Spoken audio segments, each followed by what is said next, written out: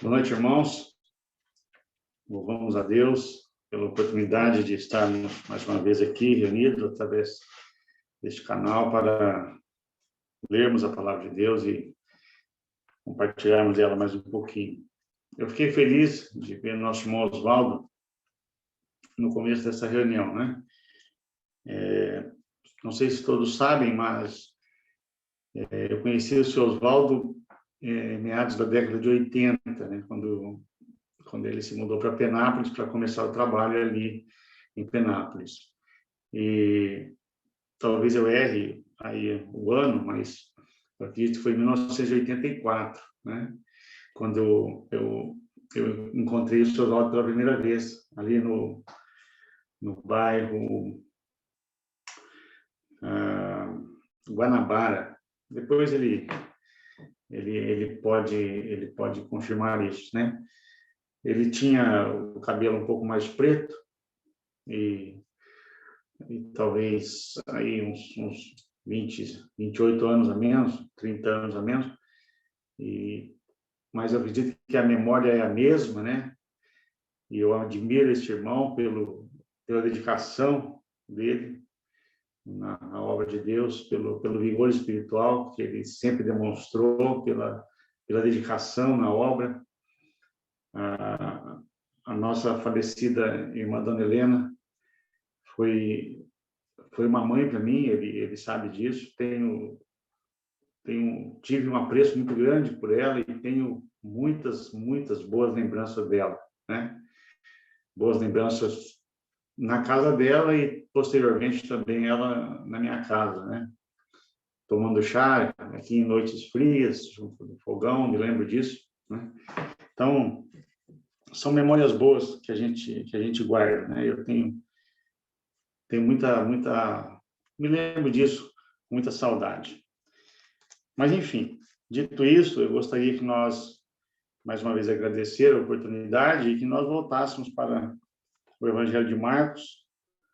E eu vou ler 2 versículos aqui a princípio. Vou ler novamente o versículo 1 do capítulo 1, que nós lemos hoje pela manhã. E depois vou lá para o capítulo 10. Princípio do Evangelho de Jesus Cristo, Filho de Deus. Vou aguardar que o irmão está colocando aí. Um versículo bem curto, né? Talvez até alguns não tenham decorado na sua mente. Princípio do Evangelho de Jesus Cristo, Filho de Deus. Então, repetindo aí. Agora, capítulo 10, versículo talvez central deste Evangelho, versículo 45. Capítulo 10, versículo 45. Pois o próprio Filho do Homem não veio para ser servido, mas para servir e dar a sua vida em resgate de muitos. Que o Senhor abençoe a sua palavra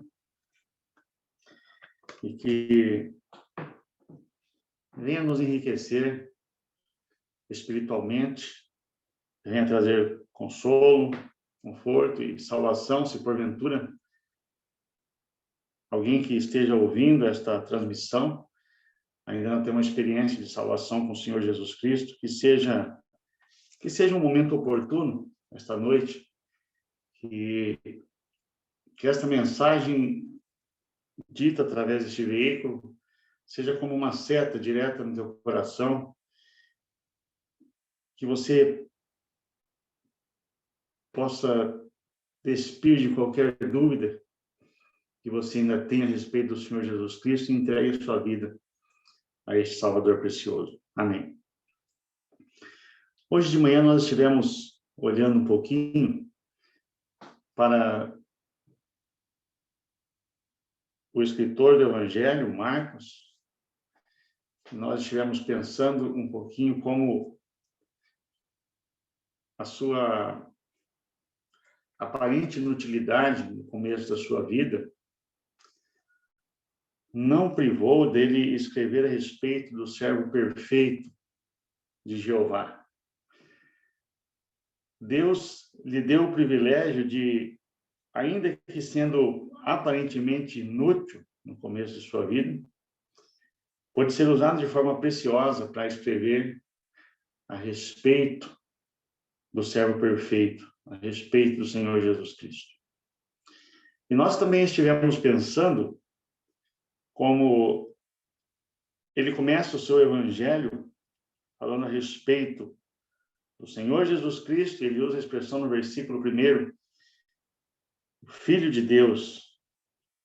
E é esse trabalhador incansável que se fez servo, ele é exatamente esta pessoa, o Filho de Deus. E Marcos, então, retrocede um pouquinho na história e ele vem mostrar um pouquinho a respeito de um outro servo. E nós estivemos pensando, então, também, um pouquinho a respeito de João Batista. E estivemos olhando até o versículo 5, aqui do capítulo 1, a forma como Marcos apresenta este servo. E hoje, ainda, agora à noite, ainda continuando, pensando neste servo perfeito, o Senhor Jesus Cristo, foi então que eu escolhi este versículo 45 do capítulo 10, né? Quando o próprio Senhor Jesus Cristo disse essas palavras que nós temos aqui, falando a respeito dele mesmo. Pois o próprio Filho do Homem não veio para ser servido, mas para servir. Irmãos, este versículo que nós lemos, ele culmina com um assunto muito importante e de um peso muito grande. Se nós voltarmos um pouquinho ainda no capítulo 9 do mesmo evangelho, do Evangelho de Marcos, ali no versículo 30, nós vamos ver a partir do versículo 30, a fase final do ministério do Senhor Jesus Cristo na Galileia. O Senhor Jesus Cristo começa a arrumar com seus discípulos para Jerusalém, e é certo que ele sabe todas as coisas que iam se desenrolar ali na cidade. Ele sabe que na sexta-feira próxima, a vida dele seria entregue na mão dos gentios, que ele passaria por todas aquelas coisas quais nós sabemos. E ele começa a falar isso para os seus discípulos, né? Versículo 31 do capítulo 9, porque ensinava os seus discípulos e lhes dizia: o Filho do Homem será entregue na mão dos homens e o matarão. Mas 3 dias depois da sua morte, ressuscitará. Era a segunda vez que ele havia predito isso. A primeira está no capítulo 8, versículos de 31 a 33. Mas, quando nós lemos o finalzinho do Evangelho de Lucas, depois da ressurreição do Senhor Jesus Cristo, nós observamos que os discípulos não haviam entendido, não haviam captado esta mensagem, este ensino do Senhor Jesus Cristo. E a prova disso é que a discussão que permeava entre eles, que nós temos exatamente no capítulo 10, né?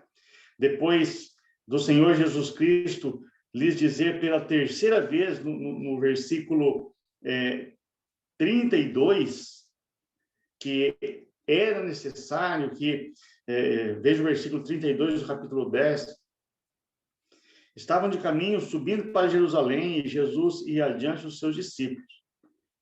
Estes se admiravam e o seguiam, tomados de apreensão. E Jesus, tornando a levar à parte os 12, chamou em particular aqueles que lhe eram próximos, passou a revelar-lhes as coisas que lhe deviam sobrevir, dizendo: eis que subimos a Jerusalém, versículo 33, e o Filho do Homem será entregue aos principais sacerdotes, aos escribas, condená-lo à morte e o entregarão aos gentios.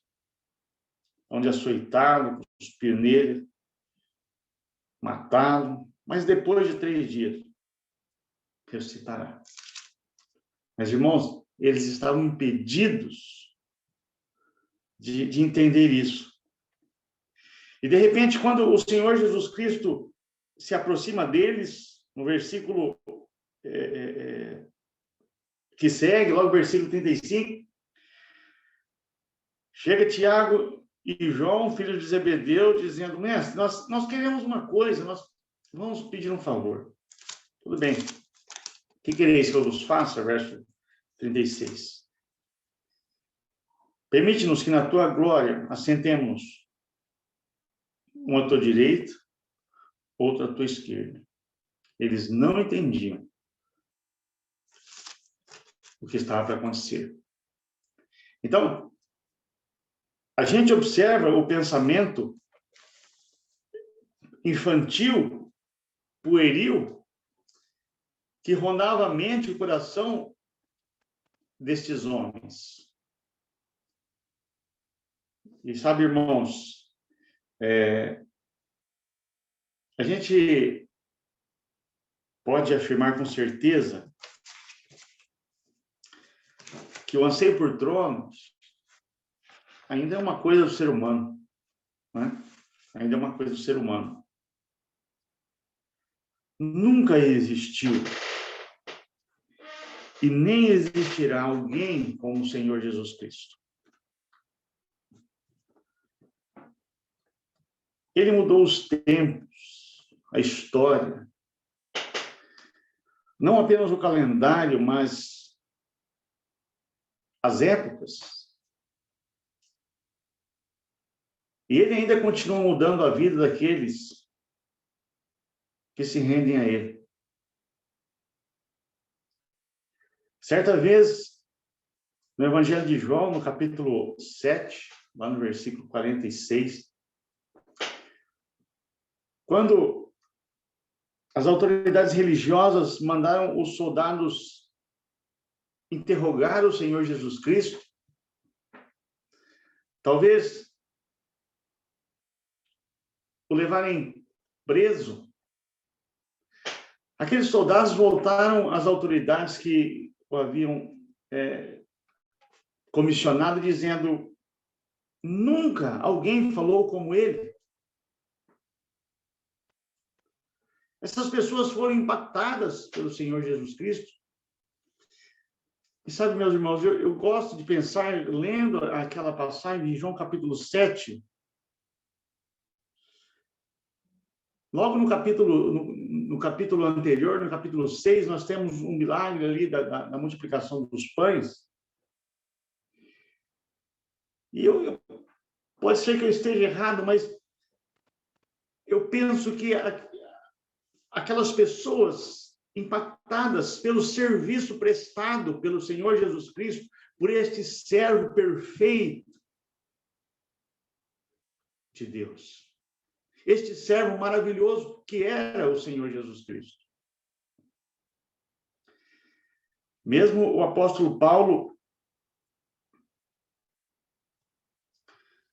tendo olhado para ele e depois, anos mais tarde, ter descrito assim, escrevendo aos Colossenses, no capítulo 1, versículo 17, que nele, ele é antes de todas as coisas. Nele, tudo subsiste. Mesmo ele sendo maior do que tudo o que aquele homem que era extremamente preparado, inteligente, como era Saulo de Tarso, foi impactado pelo Senhor Jesus Cristo. Mas, irmãos, eu gosto de olhar para aquela cena de Atos 9 e perceber que não foi apenas o poder, o fulgor da luz que quebrou o coração daquele fariseuzinho arrogante que era Saulo até então. mas foi a demonstração de graça e de misericórdia que o Senhor Jesus Cristo teve para com ele no momento do encontro deles. Foi a demonstração de servo que o Senhor Jesus Cristo teve para com o apóstolo Paulo. E isto o Senhor Jesus Cristo transmitiu para ele, quando mais tarde o apóstolo Paulo, falando a respeito do seu encontro, ele declarou as palavras do Senhor: eu te mostrarei quanto importa padecer pelo meu nome. Padecer como servo. Padecer como escravo, porque é isso que um escravo faz. Um escravo padece. Um escravo sofre. O Senhor Jesus Cristo não chamou o apóstolo para ser um general empolado. Não.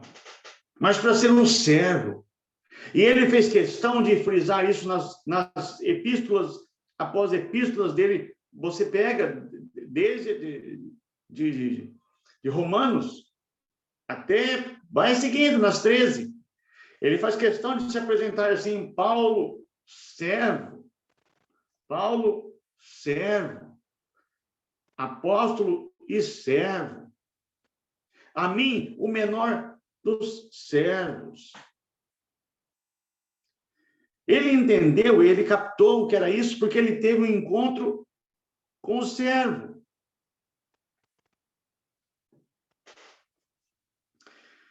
Eu gostaria, irmãos, que nós olhássemos, deixássemos um pouquinho aqui Marcos e olhássemos para uma descrição que o também servo João fez no capítulo 13 do seu evangelho. Embora tenha sido Marcos que relatou o Senhor Jesus Cristo como servo perfeito de Jeová, coube a João descrever a cena do cenáculo. A cena que nós conhecemos, talvez todos conheçam, como o lavar dos pés. E os versículos de 1 a 13, nós não vamos ler, até porque eu acredito, não menosprezando a palavra de Deus, longe disso, mas ganhando tempo, e eu também acredito ser um texto extremamente conhecido pelos irmãos. E nós vamos descendo, aqui à medida que nós vamos descendo o texto, vamos fazendo menção. Mas o resumo está no versículo 14. Ora, de João 13, né? Ora, se eu sendo o Senhor e o Mestre vos lavei os pés, também vós deveis lavar os pés uns dos outros. O que nós temos aqui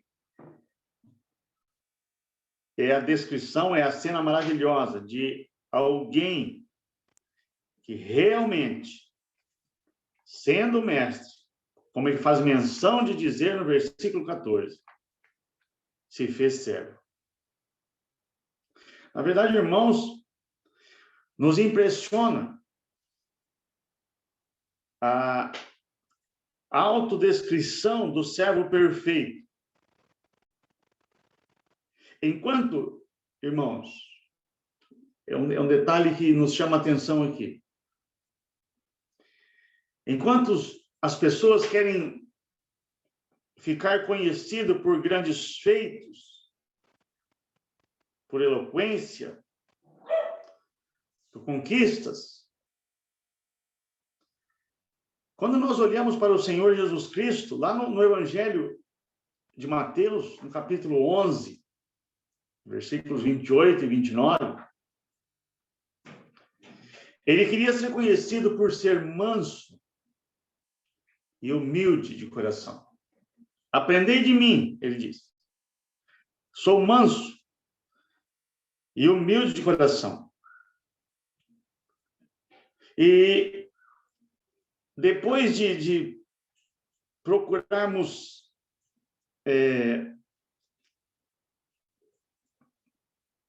perceber o que significa isso,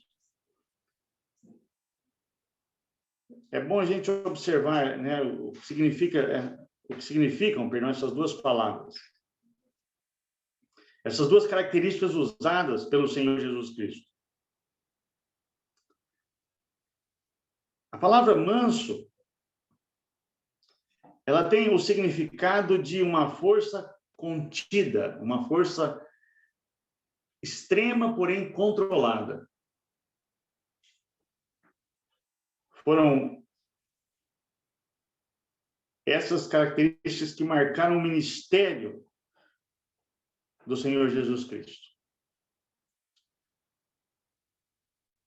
Quando nós temos a cena da prisão ali no Getsemane, em Mateus 26, o Senhor Jesus Cristo usa uma expressão no versículo 53, e ele fala que estava à disposição dele legiões de anjos.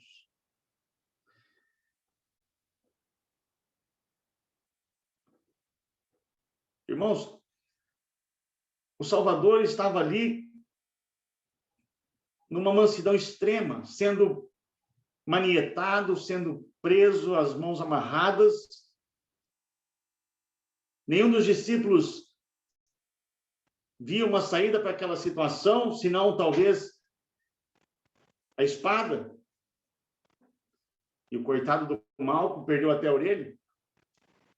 Mas o Senhor Jesus Cristo olhava um pouquinho além e ele via legiões. Mas a mansidão dele fazia com que toda aquela força à disposição dele fosse contida. Ninguém via o que ele via. Ele se apresentava ali naquele momento manso, deixando-se conduzir como um malfeitor.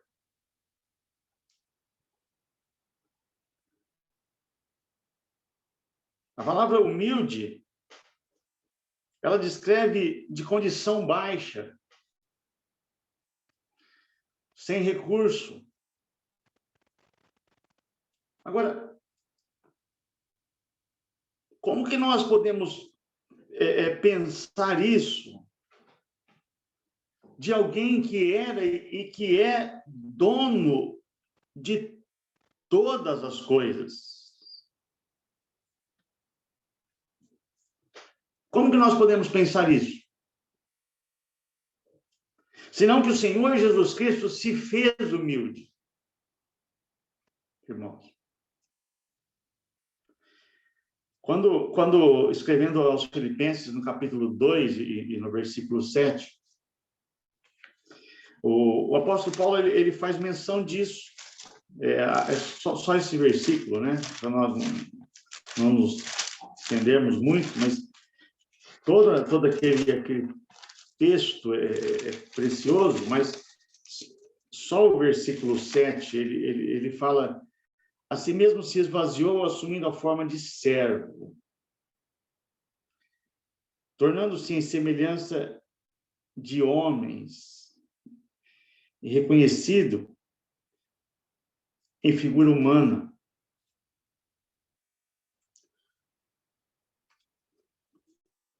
Assumindo a forma de servo,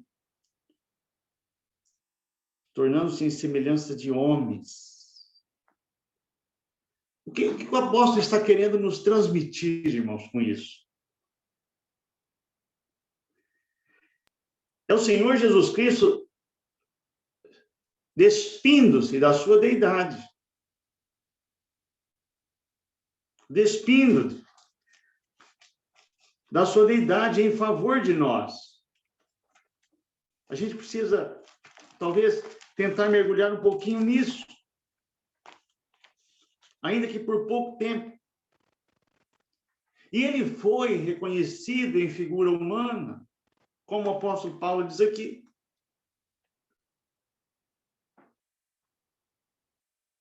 Paulo não está apenas usando uma força de expressão, ele está falando de alguma coisa que aconteceu na vida do Senhor Jesus. No Evangelho de Mateus, capítulo 13, versículo 55. Não é este o carpinteiro? Não se chama sua mãe Maria, seus irmãos Tiago, José, Simão e Judas? Não vive entre nós todas as suas irmãs? Então, que lhes me impôs tudo isso? Escandalizavam-se nele. Jesus, porém, lhe disse: não há profeta senhor senão na sua terra e na sua casa. Irmãos, as pessoas ligaram o Senhor Jesus Cristo aos seus familiares,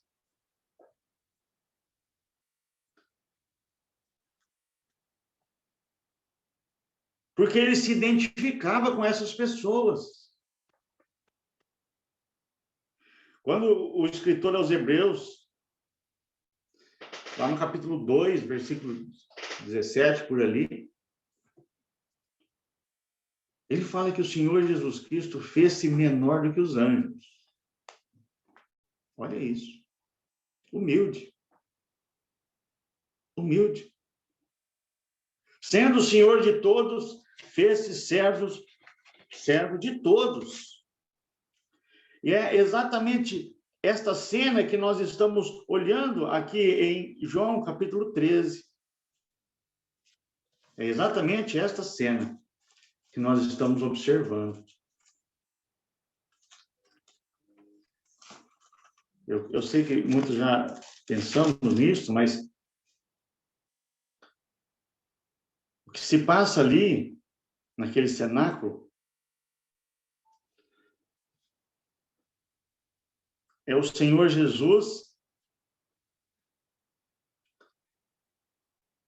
dizendo para os discípulos, conforme nós vemos em Lucas 22, que havia um lugar preparado para que eles pudessem, então, celebrar a Páscoa. Lucas 22 e 13. O Senhor já havia dito sobre este lugar. O lugar estava preparado, irmãos. Porém, havia um costume de que aquele que ou chegasse primeiro no lugar, ou no caso de o dono da casa ser alguém de posse e tivesse um servo, este servo ficasse incumbido de lavar os pés, à medida que os convidados chegassem. Se caso não existisse esse servo, o primeiro a chegar fazia, então, as honras. Porém, eles chegaram ali e isso não aconteceu. A cena que nós vemos no capítulo 13 de João, parece que eles foram tomando lugar confortavelmente e não se preocuparam muito em assumir o lugar de servo. Então, o Senhor Jesus Cristo, no versículo 2, ele faz exatamente isso. E a Bíblia diz que ele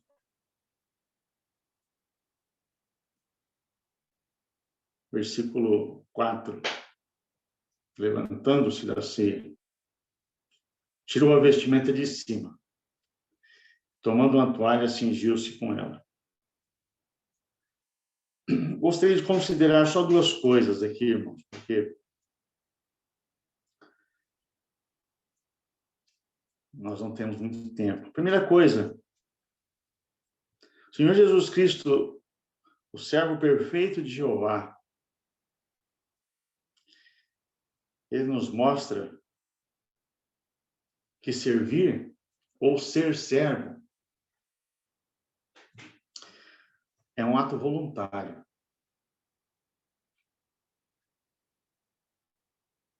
Não precisa que alguém mande.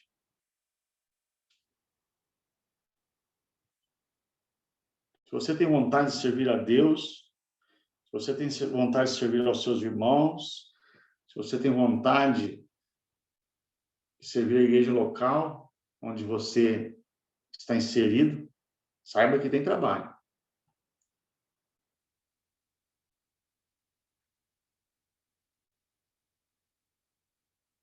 Não precisa ninguém mandar. Procure os irmãos e você vai descobrir que tem trabalho.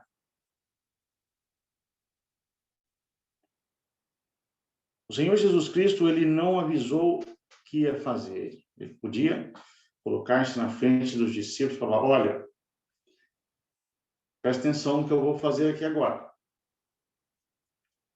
Vocês estão todos sentados aí, folgados, tranquilos.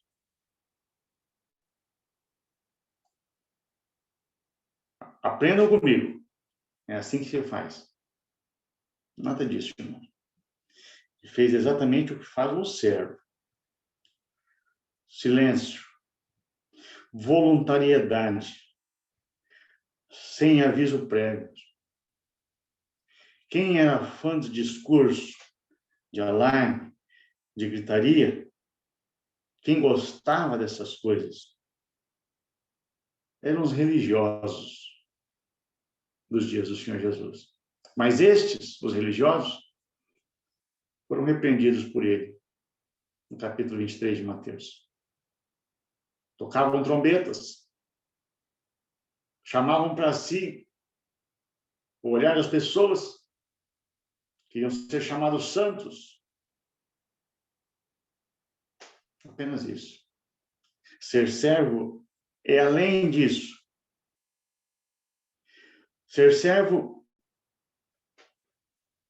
é servir de forma voluntária,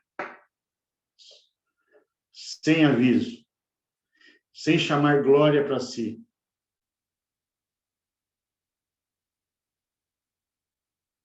Aquela ação do Senhor deve ter provocado um senso profundo na mente e no coração dos discípulos. E isso está descrito nos versículos, principalmente impactou a vida de Simão Pedro, versículos 6 a 8. Nós não vamos olhar com detalhes. Mas provocou na vida dele, naquele momento, um senso de vergonha profundo. Porque depois que o Senhor levantou para fazer aquilo, ele falou: tu não me lavarás, versículo, tu me lavarás os pés a mim, versículo 6. Senhor, mas o Senhor não deve fazer isso. Pedro, ou é isso ou está acabado. Se eu não lavar, você não tem parte comigo. Irmãos, aquele homem foi profundamente transformado. Eu tenho convicção disso, Pedro, por essa ação do Senhor Jesus Cristo.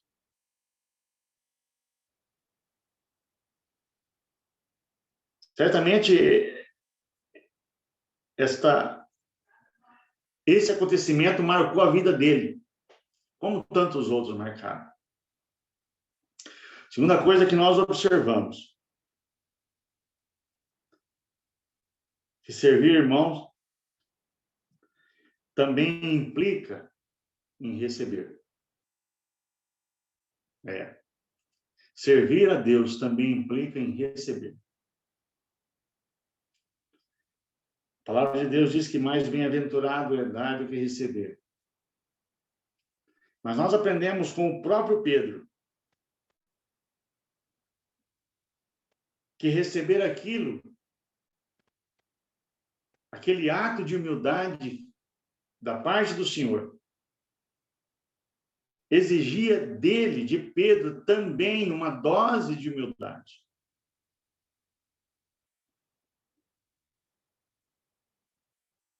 Talvez Pedro estivesse apresentando aqui uma falsa humildade. Não.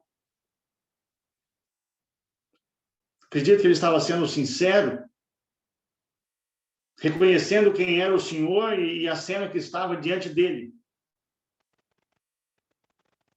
Então, eu devo dizer, em terminar esses meus pensamentos nessa noite,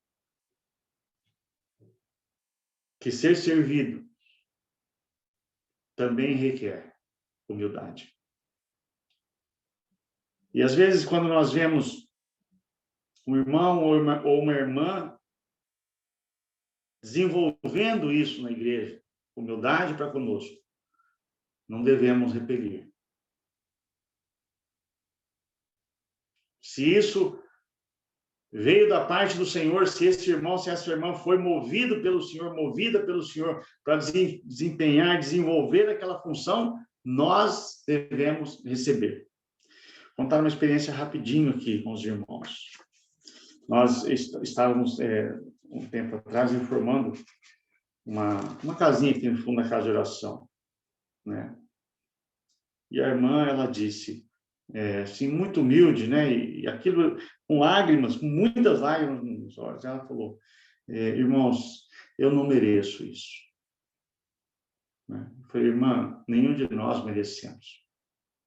Nenhum de nós. Nenhum de nós merecemos nada do que a irmã faz por nós ou tem feito por nós nos últimos 30 anos. Aquela irmã limpa a casa de oração. Há 30 anos.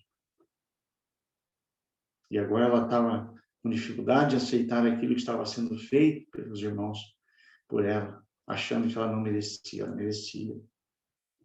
Ela merecia. Né? E nós tivemos tanta felicidade de ver isso. Que o exemplo de servo do Senhor Jesus Cristo, esse exemplo maravilhoso, né? Vamos ficar com Marcos 10:45, porque o próprio Filho do Homem não veio para ser servido, mas para servir e dar a sua vida em resgate de muitos.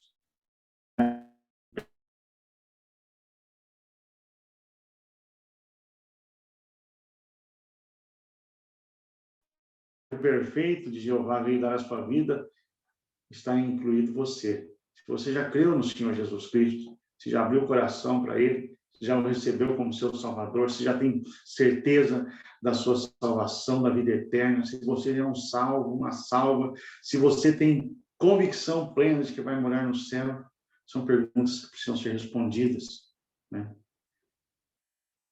Se há alguma dúvida com respeito a isso, saiba que o servo perfeito de Jeová, o Senhor Jesus Cristo, veio a este mundo para dar a sua vida em resgate de muitos. E este muitos inclui você. Que o Senhor te abençoe e nos abençoe nesta noite. Mais uma vez, muito obrigado, irmãos. Amém.